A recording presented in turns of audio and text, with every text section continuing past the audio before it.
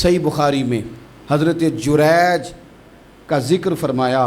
جریج نفل پڑھ رہے تھے، ماں نے آواز دی، وہ آ نہیں سکے، نماز میں تھے، ماں ناراض ہو گئی. اس نے ہاتھ اٹھا کے کہا اللہ یہ اتنی دیر تک مرے نہ جب تک کسی بری عورت کا منہ نہ دیکھ لے. کسی اور کی دعا کے لیے سند نہیں ہے کہ وہ تیرے حق میں ضرور قبول ہوگی، لیکن ماں باپ کی دعا کے لیے میرے نبی پاک نے سند بیان کی ہے. سید عالم صلی اللہ علیہ وسلم فرماتے ہیں جب بھی ماں باپ اولاد کے لیے ہاتھ اٹھاتے ہیں رب ضرور قبولیت کا شرف عطا کرتا ہے.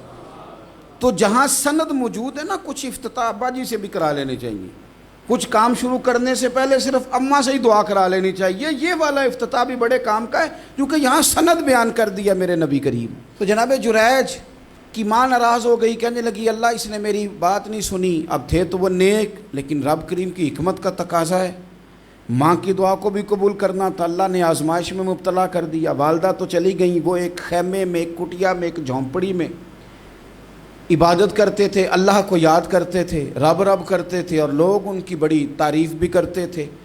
لوگ ان کے ارادت مند بھی تھے، عقیدت مند بھی تھے، اہل محبت بھی تھے. ایک عورت آ گئی، بس وہ اللہ کی حکمت پوری ہونی تھی. اس نے آ کے پہلے تو انہیں اپنی طرف مائل کرنا چاہا، جب نہ مائل ہوئے تو الزام لگا دیا.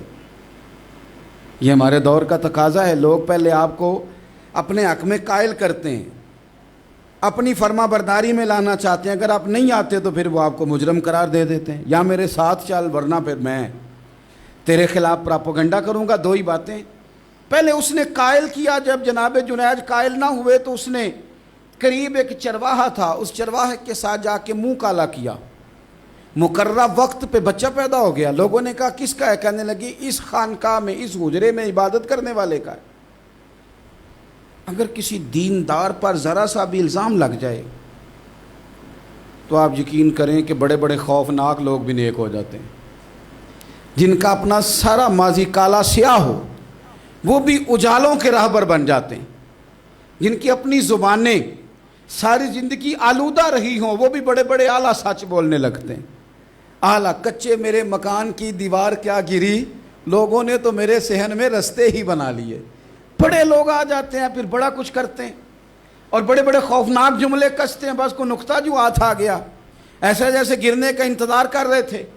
اب جناب لوگ اٹھے، احتجاج شروع ہو گیا، شور پڑ گیا. یہ بابا بڑا نیک بنتا تھا، نفل پڑھتا تھا، عبادتیں کرتا تھا، دیکھو اس کا حال کیا ہے کہ اس نے ناجائز بچہ پیدا کیا.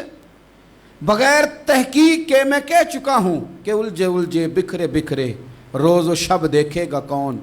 لوگ تیرا جرم دیکھیں گے، سبب دیکھے گا کون. لوگ تیرا جرم دیکھیں گے، سبب کوئی غور نہیں کرتا کہ وجہ کیا تھی. او بھائی کچھ تو مجبوریاں رہی ہوں گی، یوں ہی کوئی بے وفا نہیں ہوتا.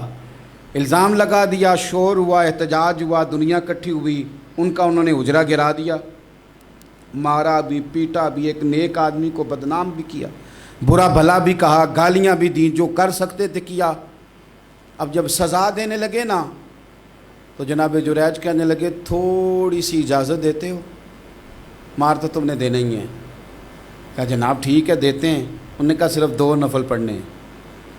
اب وہ نفل پڑھ رہے تھے تو لوگ اس وقت بھی کہہ رہے تھے فراڈ ہی کر رہا ہے، دھوکہ ہی دے رہا ہے. چونکہ ذہن بن گیا نا، بدگمانی آ گئی. انہوں نے 2 نفل پڑھ کے ہاتھ اٹھائے، کہا اللہ جانا تو میں نے ہے، پر اس رسوائی کے ساتھ جنازے تک نہیں خراب ہو جاتے، قبریں تک نہیں لوگ بدنام کر دیتے. کہ اللہ جانا تو ہے پھر اس رسوائی کے ساتھ، تو میری مدد فرما. اب تو میرا کیس تیری ہی عدالت میں ہے، تو رحمت کا دروازہ کھول. ہاتھ اٹھائے، دعا مانگی، نفل پڑھے، پورے مجمع پہ نظر دوڑائی، کوئی نہیں تھا سپورٹ کرنے والا. کل تک جو کہتے تھے نا تیرے لیے جیئیں گے، تیرے لیے مریں گے، ساری عمر ہی آٹا گدھا ہے، لکھاں کیتے نہیں پیڑے. اب وقت آیا ہی تے محمد بخشا کوئی نہیں ہو بیٹھا نیڑے. ایک بندہ بھی نہیں تھا، ووٹر سپورٹر ساتھ دینے والا کوئی نہیں تھا. تو جناب جنید بچے کی طرف اشارہ کر کے کہنے لگے کوئی نہیں بول رہا، تو ہی بول کے بتا دے تیرا باپ کون ہے، تو ہی بول کے بتا دے کون ہے. اللہ اکبر. میرا رب جب چاہے تو بچے بولتے ہیں، رب چاہے تو گونگے بولتے ہیں، رب جب چاہے تو پھر پتھر بھی بولتے ہیں. جب کہا نا تو ہی بتا تو بچہ بولا. اور بول کے کہنے لگا میرا باپ جریج نہیں، میرا تو وہ ہے جو بکریاں چرانے والا ہے، وہ میرا باپ۔ جب رب کریم نے توفیق دی تو بچہ بول پڑا۔